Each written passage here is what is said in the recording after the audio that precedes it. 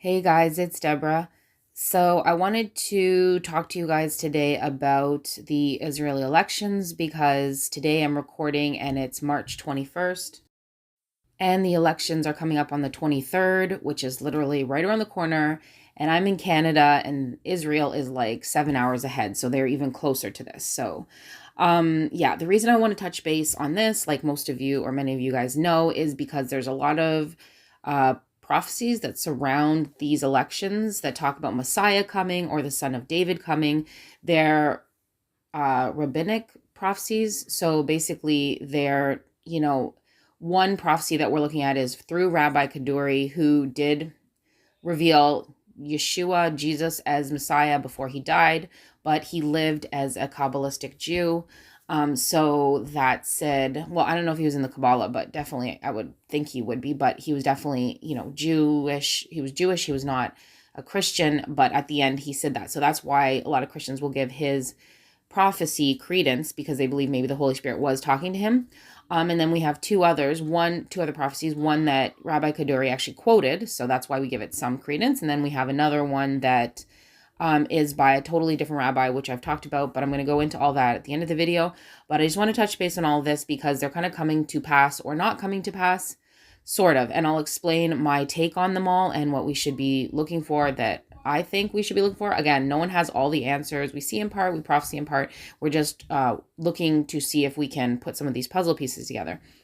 So all this being said, I'm going to show you a super quick clip of kind of a breakdown about what's like who's expected to win and basically how this all works, because I don't know what country you're living in, where you're listening to me from, but every country is different about how elections work. Some countries obviously have prime ministers, some have presidents, some have queens, some have whatever. So basically everything's really different. I am so not good with politics. It just doesn't stick in my brain.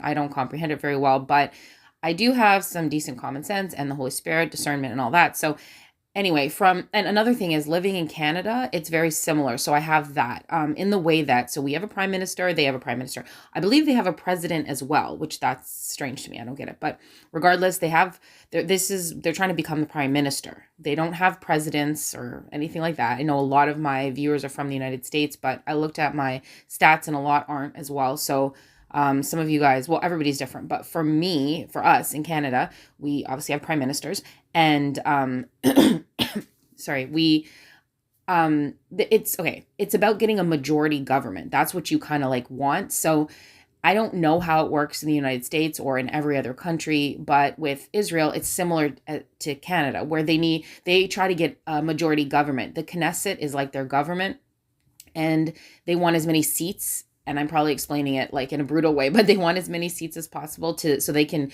pass their laws, pass their bills and all that stuff as much as they can. So you can be prime minister, but have a minority government, meaning you don't have as much say with what's going on under your administration. So I'm not sure if that's the same everywhere. But or if you say become a president, you're just a president. And yeah, I don't know how that exactly works everywhere. But like I said, in Canada, it is the same. We have conservative and liberal parties. And currently we have a liberal government, and I believe they have majority seating. That's so sad that I don't remember. But I think it's Justin Trudeau. And previously, I think he had minority, and then now he has majority. But you know what? I should have looked that up. Anyway, I'm pretty sure that's the case. So basically, with these guys, what they're looking to do is win and get this majority. Now, that could relate to one of the prophecies because it talks about establishing their kingship, okay? Their kingship. So that we'll get into in a minute. Is what we will talk about after I show you this little clip of this video. And this video will kind of give you a better idea of who's running and who's supposedly or suspected to win and who won't be winning and that kind of stuff, whatever. And then so if you see here, this article says final election polls give Netanyahu a growing chance of clinching majority. So like I was talking about, not only, if you have followed this lately, not only are they saying they think he's going to win, but they think that might even get the majority. So that would be very interesting. to a lot of this prophetic stuff. So let me just let you watch the clip of the video and I'll come talk to you after that. Who will most likely be the next Prime Minister if Netanyahu loses? There are a number of challengers or would-be prime ministers who are hoping to replace Netanyahu.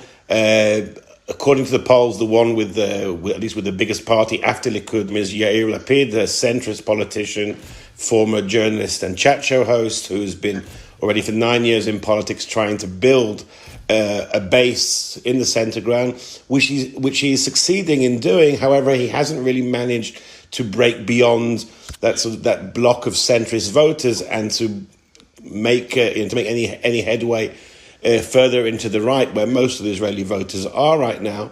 There are two other challenges on the right. There's Naftali Bennett, a former aide to Netanyahu and a former minister in his government, who is the leader of a smaller right-wing party, and he may even emerge as a kingmaker in this election. He could be the one holding the balance between a majority for the Netanyahu bloc or for an alternative coalition. So he certainly is a contender for prime minister.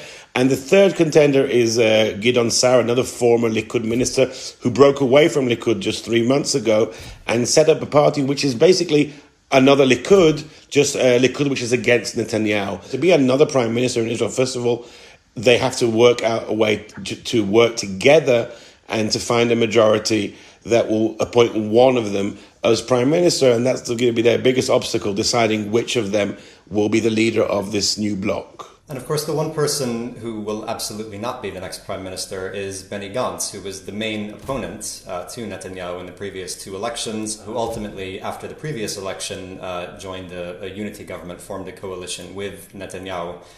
He is one of this ever-rotating cast of centrist or center-left political figures who have tried to challenge Netanyahu over the past decades. But as Anshel said, they've always struggled to find a way to work together and to bring together this very heterogeneous group of parties that might like to see Netanyahu out, but can't agree on much more than that.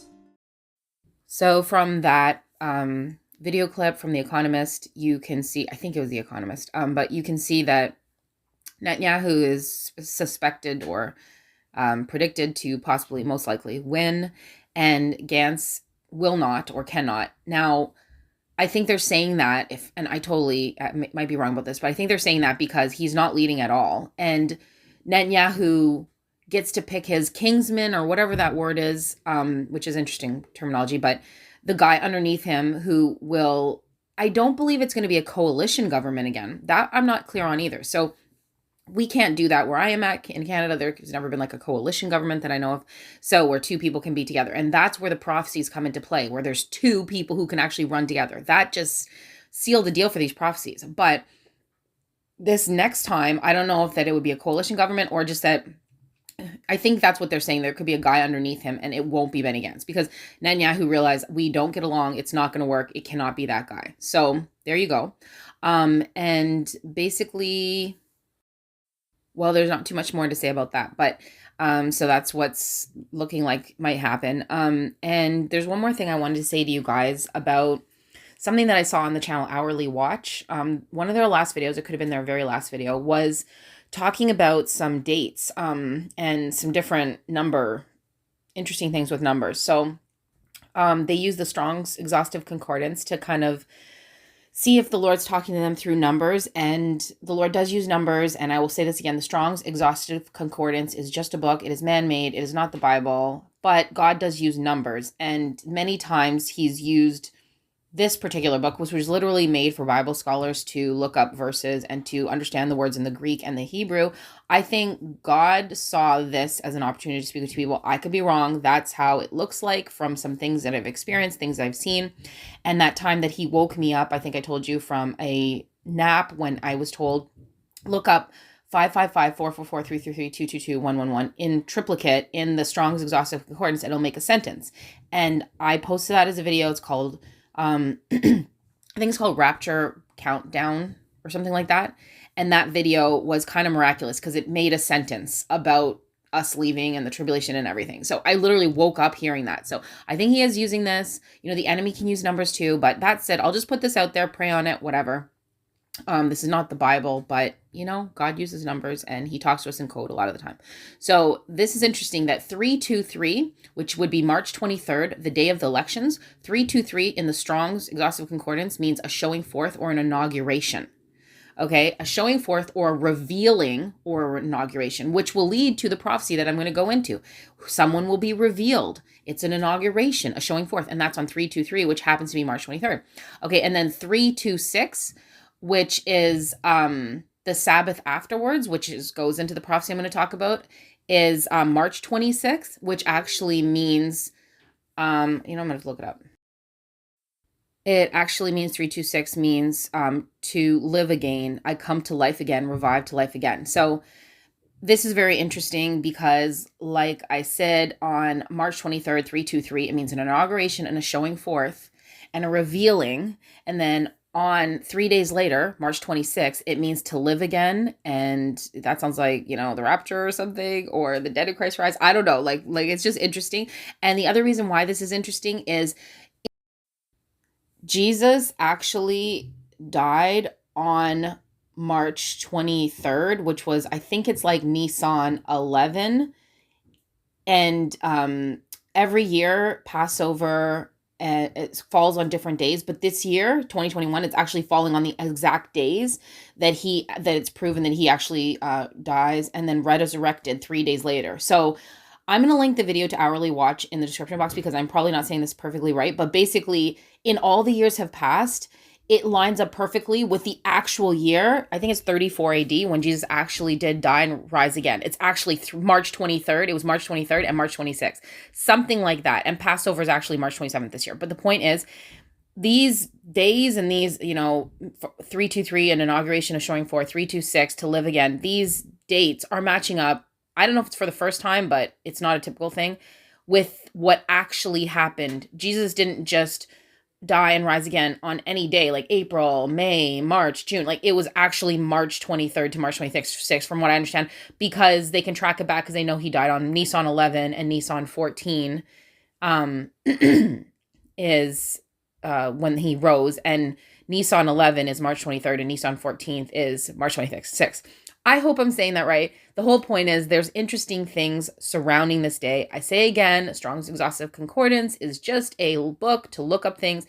And any Christian who heard me talking about these numbers and all these things, any Christian on the street would think I'm absolutely crazy for even talking about all this stuff. So I don't want to put all this emphasis on it. But at the same time, from when I woke up that time and he showed me that stuff, I think it's a real thing. Like I said, the enemy can use numbers too. It can be hard and tricky. So we just base our beliefs on the Bible. We base our beliefs on what's true and strong and never changing and stuff like that. But it is interesting because we're here. We're excited about a wedding, about a bridegroom. Some people in the comments have said stuff like, oh, stop talking about dates. You're discouraging people, or don't do this or don't do that. And I'll say this to you right now. Be careful. Before you type, be careful. Pray. Really pray before you type, because you have people out here who are excited about a wedding, excited about the bridegroom, excited about the situation, looking like the wise men, the three wise men when they were looking for the star. Like you have people like this and you don't want to discourage them because they're excited. They may not be right all the time, and you're probably more discouraging than they ever will be, like somebody like me. So even if, and I don't date set. I talk about dates like I'm talking about this election date and how it could be significant. That's not date setting. That's talking about a date. So if I say, my son's birthday is this day, that's not date setting. It's just talking about a date and talking about its significance. So that is perfectly fine. I don't do everything right, but I've gotten those comments a little bit lately. Oh, you're wrong about everything, or you're wrong about this, or like I haven't gotten a lot of them, and you're going to get that. There's nothing you can do about it. But I will just say, like, usually I completely block that person. I give them one shot, or I'll check what other comments they make, but I block them. So if your little fingers are waiting to type, like, just think you're going to get blocked. And it's not because I'm this horrible person. I'm not a perfect person. And that's the thing, is like, you're expecting people on YouTube to be perfect. But what I'm saying is I have to control the situation. There's only so much, like, start your own channel, do your own thing, but don't tell people how they have to be. Like, okay, you shouldn't, all your things you say are wrong, or whatever, these kind of things. I woke up this morning to another comment like that. So like I said, and then they said, be careful because you're discouraging people. And I think this person wasn't rude. So I didn't like block them or anything, but they said something that wasn't encouraging.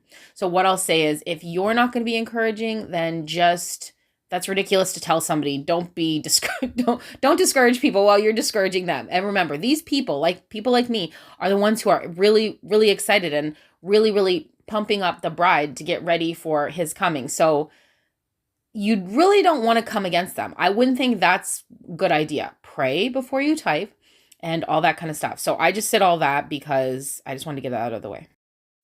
It's not date setting, it's date watching, discussing. This is a real date and I'm talking about it.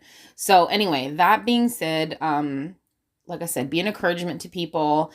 If you have something against someone, like you want them to stop making their videos or something like that, pray about it, because probably you're wrong, but pray about it. But even if you are right, say there are weird people making videos out there. So that's the case, pray about it, but pray for them. And then pray the Lord helps them to make better videos or say more truths or whatever. There are completely deceptive, evil people making videos. True. But somebody like me, if I get something kind of wrong or whatever, you don't try to discourage me because you're not doing anything, most likely. There's a good chance you're not doing anything. So you wouldn't want to discourage the person who is doing something. Think about how the Lord will respond to that. So anyway, that's not to the trolls. This message is for those who are, decent people who are just trying to help. Pray for the person. Pray. Don't write comments. It's probably not going to do any good. It's probably going to do more worse than good.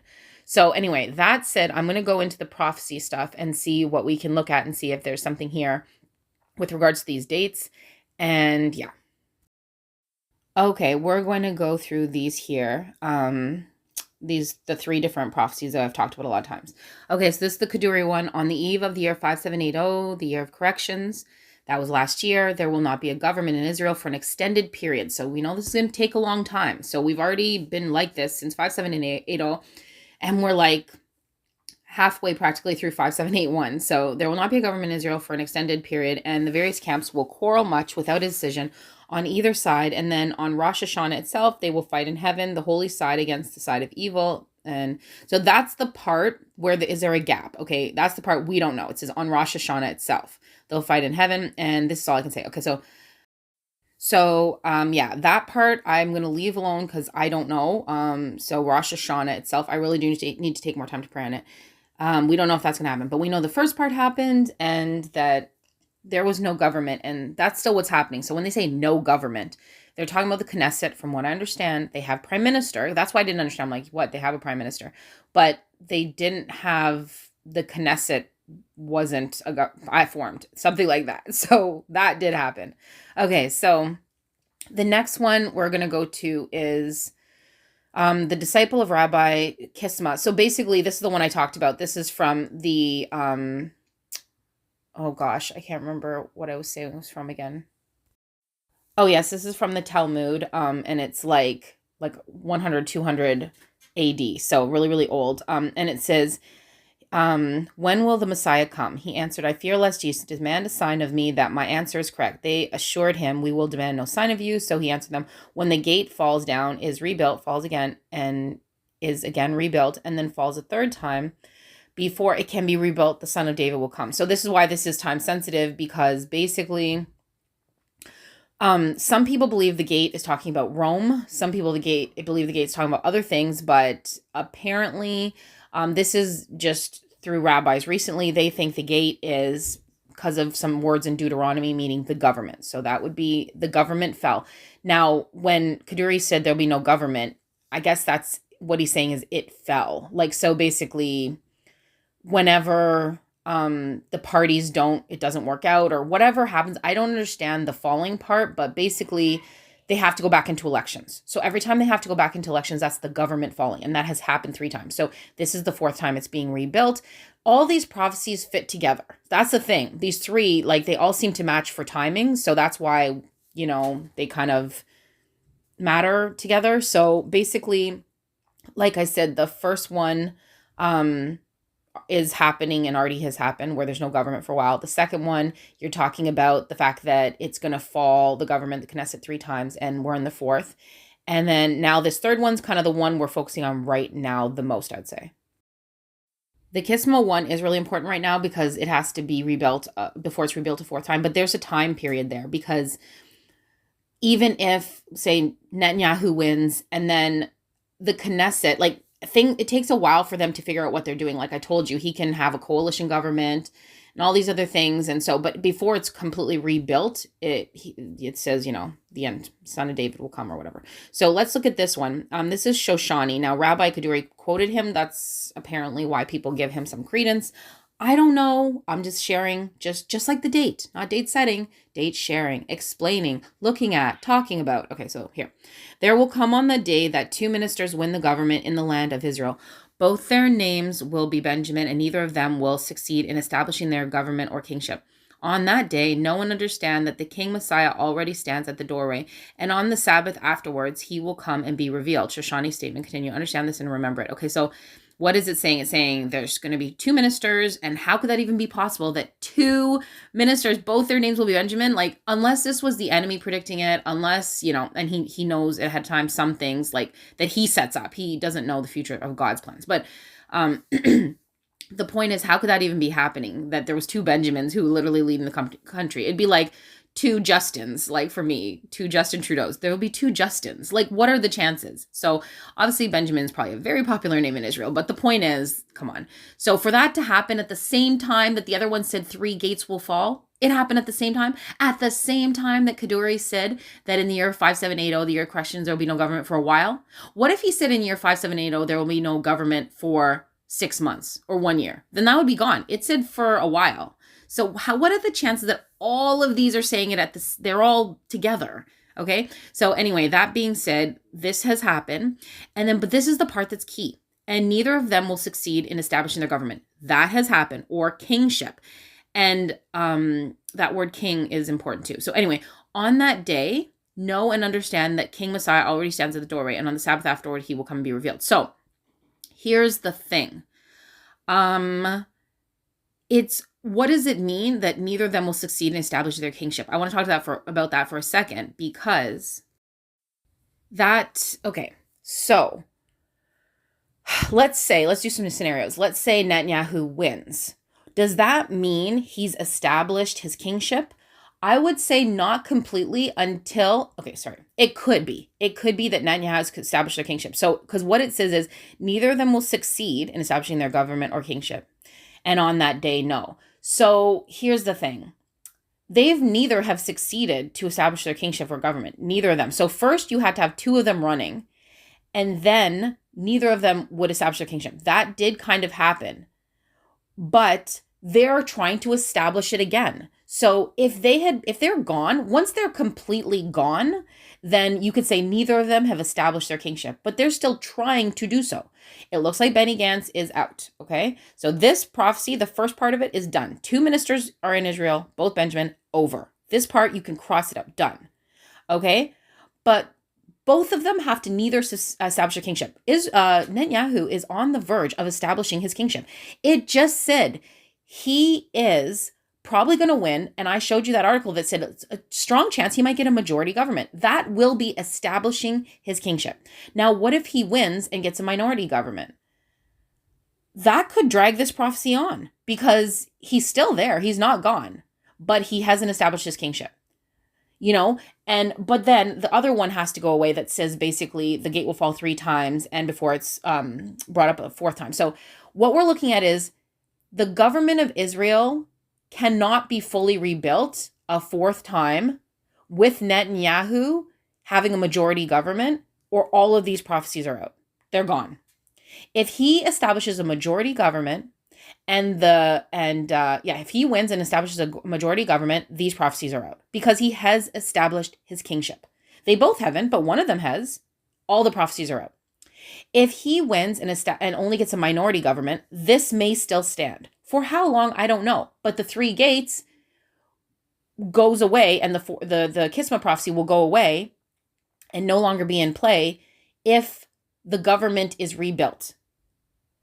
Basically a 4th time. And then if it falls again and goes into a 5th election, then, of course, it's completely out. So this is where we're slowly picking off these prophecies. I say prophecies lightly because I don't know, if they're of the Lord. Once they come to pass, you test them. You don't despise prophecy, you test it. And if it comes to pass, then it is. If it's not, like, it's the same with dreams and prophecies. Like, we don't really know. We can only know once these things happen. Then we could say, yeah, that was possibly from God. Sometimes it's from the enemy and he knows some things too. Not things like he doesn't know the future, but like he sets things up. So there's some things he can know too. Like even, well, I won't get into it, but the point is these things are hard to know, but prophecy, if it's very straight up, straightforward, a dream can be symbolic, but prophecy is straight up and boom, it is or it isn't. So these are the things you have to do. You have to test them, but you don't despise them, but you don't just fall for every dream and prophecy that comes along. You don't. You test them. So that being said, these prophecies are coming up to be tested now. This particular one can go on a little longer. If Netanyahu wins and he doesn't establish majority government, either that means he hasn't established his kingship and then boom, this should come into play.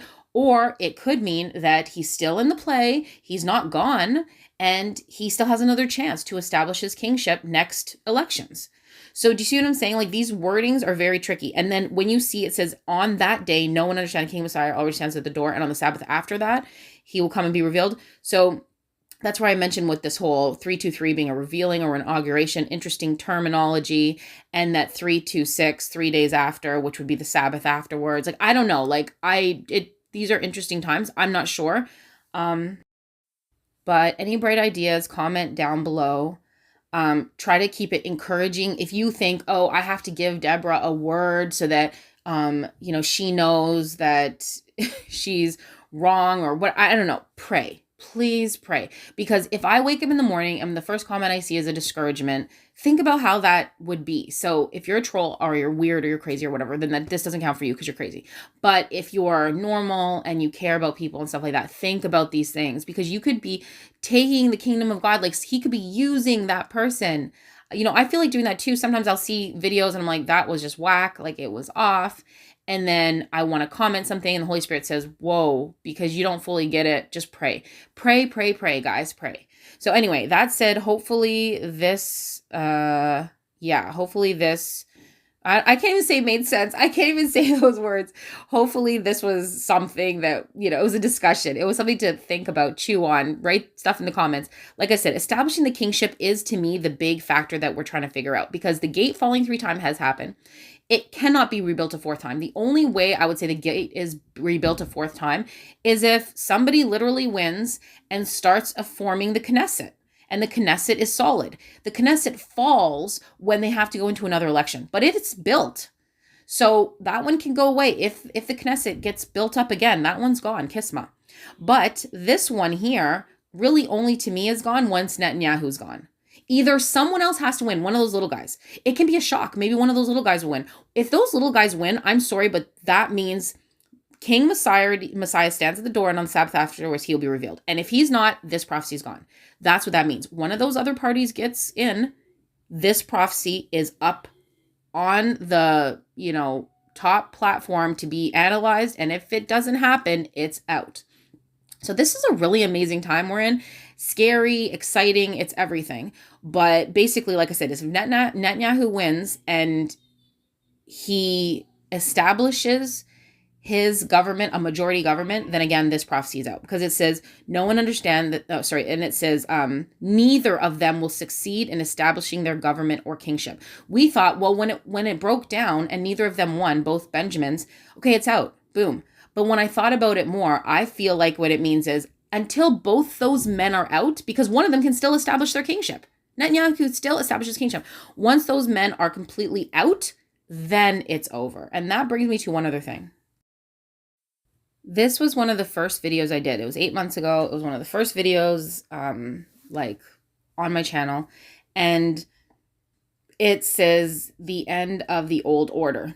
And basically what when I made this video, what I was talking about was basically these 3 men. And I had felt, the Holy Spirit had told me that these 3 men would be the end of an order. And again, with people, not nice people or whatever, commenting, they said, that things that I've said have been wrong. Somebody brought this video up and said, see, this didn't happen. Biden's in. And again, I said I felt like the Holy Spirit told me this. And they're like, stop saying God's telling you this, or stop giving messages from God. I don't speak on behalf of God. I don't dictate. I don't recite something. I don't, I'm not saying people can't. That's up to them or whatever. But I don't sit here and say the living God spoke these words and I'm speaking them through my mouth. What I said is, I was sitting around. I felt a still small voice tell me this. The enemy talks to you too. I didn't feel like it was the enemy. And I want to talk about this super quick because it relates to all the stuff that's going on. This hasn't not come to pass. It hasn't been disproven yet. The only way it's disproven is if, okay, I'll explain why. Okay, so the Pope right there, basically the end of the order for him was, I believe each man represents something. He represents the end of religions and bringing about the one religion. And the end time religion. And then Netanyahu represents the end of governments, because eventually there'll be only one government leading everybody. And it'll be 70 nations from Israel, 70 leaders. So basically I don't know why, this is what I felt inside when I made this video, that he's like the end of that order or whatever. And then Trump was the end of financial, monetary, and nationalism. That's the end of that order, nationalism and separate money and stuff like that. So it's like the Pope represents one world religion, Netanyahu, not that they represent it, but that it's like showing the end of something. And then Netanyahu would be one world government. And then Trump would be one world currency. So all three men symbolically represent something to me. Well, now that Biden's in, does that mean this is over? No, I didn't say he's the last president. I said he's the end of an order. And he ended what I believe is nationalism and this whole, like, it was like the last puzzle piece. And now the next pieces lead towards globalism and one currency and the financial aspect of it. So somebody had mentioned that, oh, you were wrong, so you're wrong, blah, blah, blah. And I'm only wrong, and I'm totally fine to say I'm wrong. Like, this is the thing. I'm serve God. I've been serving God since I was like 15, 16, around then. And even if I'm wrong about all these end time stuff, I continue to serve God, because we all have to die one day, and I'm going to stand before him. And I've been doing it this long. I'm not going to stop. So even if, dates pass or things happens, or like I'm wrong about all these things, I will question my discernment big time. And that's the part you should be happy about. You guys should be concerned about those people who don't question their discernment, who don't apologize, who don't come back and say, hey, this didn't make much sense, or like what I said was wrong, or like, I haven't been wrong, so I can't really say I haven't really been wrong. Like, if I've been wrong, it might be on some very slight minor thing, but I haven't really been wrong because nothing has happened yet. It hasn't happened. Like, it hasn't come up yet. Like, I'm just saying, like, it just hasn't had the chance to be wrong. But if I am, like, I'd be like, look, shoot, like, this wasn't right. Like, let's talk about it. This is just more on a personal note, but that's what I hope that you like about me, is I have no agenda. Like, if I'm wrong about the 3 harvest model with the rapture and stuff, I'm fine with that. If I'm wrong about, these 3 guys, I mean, when I say fine with that, I shouldn't say like it's going to be upsetting and frustrating and all those things. But I've been walking with the Lord all this time. I'm not going to leave. Like, I'm not going to leave him. I may leave this ministry if Lord tells me, okay, this, you were wrong, you have made a mistake, the enemy deceived you, or if I realize that through my own logical brain and see everything's totally not coming to pass the way that I had felt, my daughter's vision in her room, my dreams I had, the earthquake thing, my twins, and all the things that he showed me through them having immunization injury, very severe injury, and that starting my end times journey. Like, and then now we're dealing with a needle and all this whole thing, and it just like matches up completely. Like, if I'm wrong about all this stuff, like, that's the thing, is I am fine with talking about it. I don't see the need in lying. I don't see the need in deception, because it's all going to come out. Everything that's in the darkness will come to the light. And my next video you're going to find interesting is on the other documents they found in that cave. If you saw my last video, it was on Nahum. Guess what? We're talking about Zechariah, and yes, baby, it's amazing. So that being said, the verses are on truth and how extremely important God takes the truth. And the difference for me is I don't even see the point in the deception-y lying lifestyle, like the social media lie of like portray something. I only see it that you can get your way. You can get your way by pretending you're a certain thing or doing a certain, like being like putting on a facade, but it always ends up like total crap. Like you at the end, oh, I forgot. I told my son I won't ever use the word crap. He said that's a bad word. And I'm sorry. I'm sorry. So it's total junk. Like basically in the end, yeah, like you're gonna be, it's just gonna go horrible for you. So it's only for a short time that it works out. So that's why, because I see the long run, I see how it's going to work out for the person in the end, and that just is not appealing to me.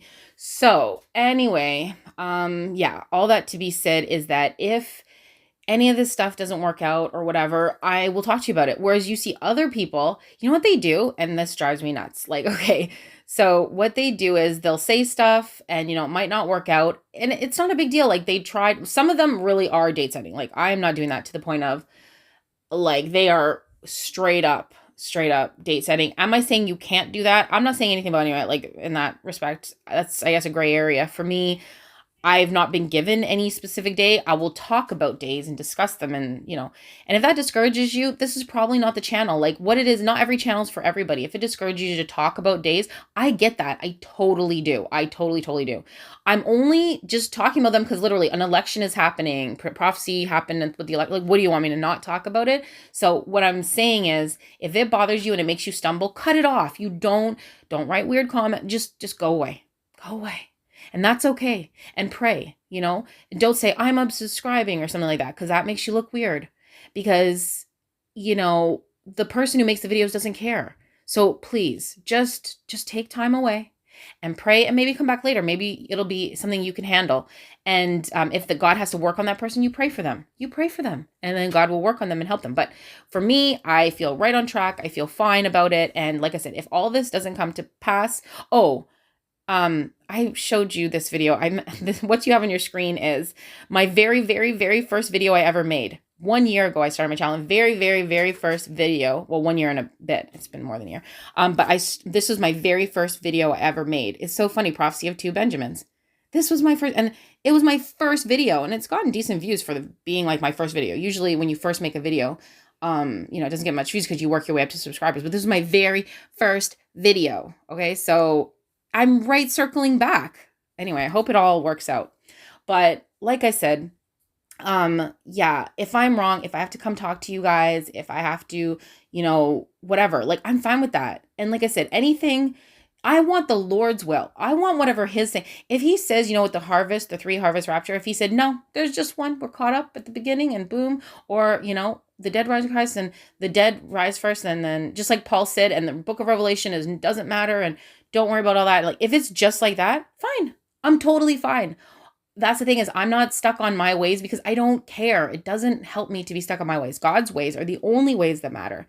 So if you're stuck on something and you're like, maybe you're in a camp or you're stuck into some sort of mindset or doctrine or something like that, know that that's not right. Like, don't be stuck on anything. Just be fluidic, be moldable, make sure it's God's will, whatever he wants, however he wants it to go down. That's his thing. You guys know my favorite hymn, and I've put it up many times. Well, some of you guys know, is It Is Well. It is well with my soul.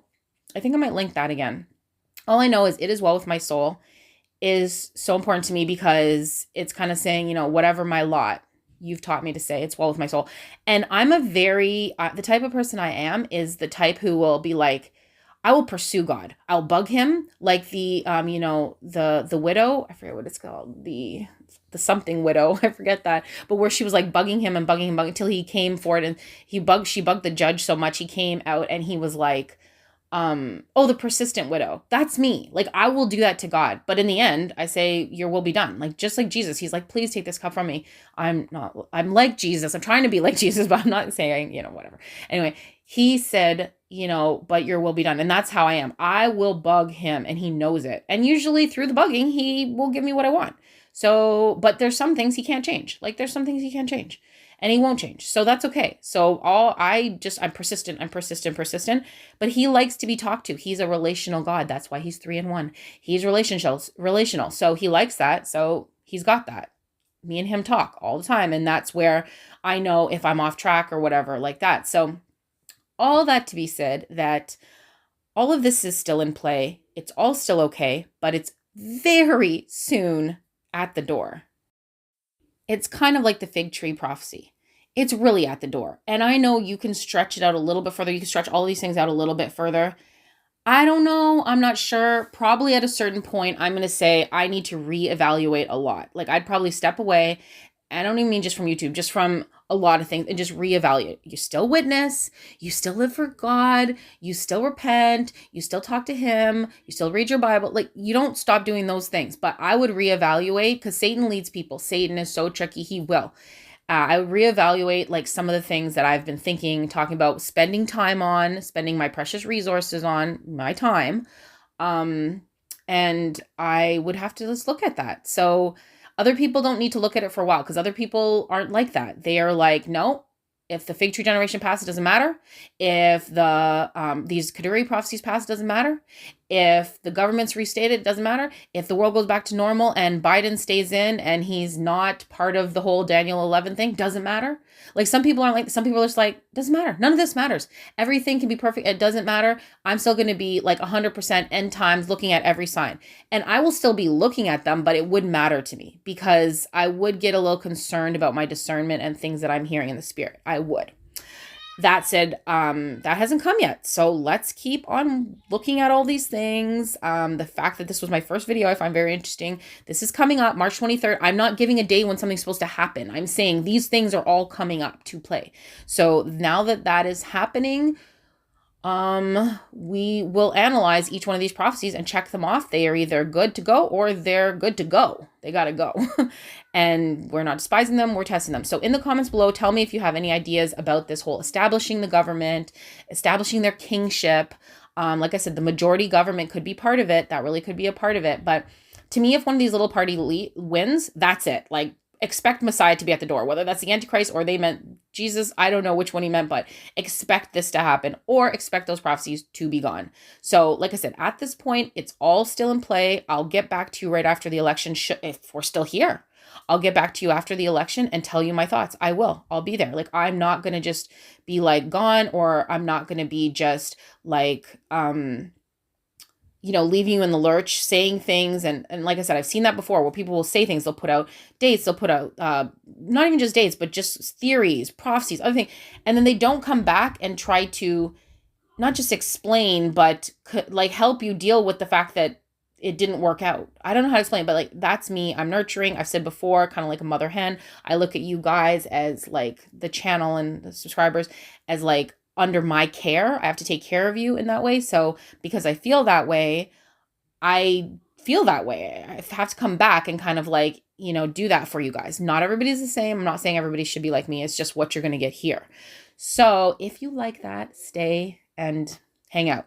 If you don't, that's fine. Like, it's not everything is for everybody at all times. Seasons. We're in seasons. Not every person is for everybody. Not every channel is for everybody. Not every, lifestyle is for everybody. Not every style of serving the Lord is for everybody. It's all different, and it's okay. We're different members in one body, and it's okay. So wow, that was long, but you know what? I'm just going to be okay with that too. So we will talk soon.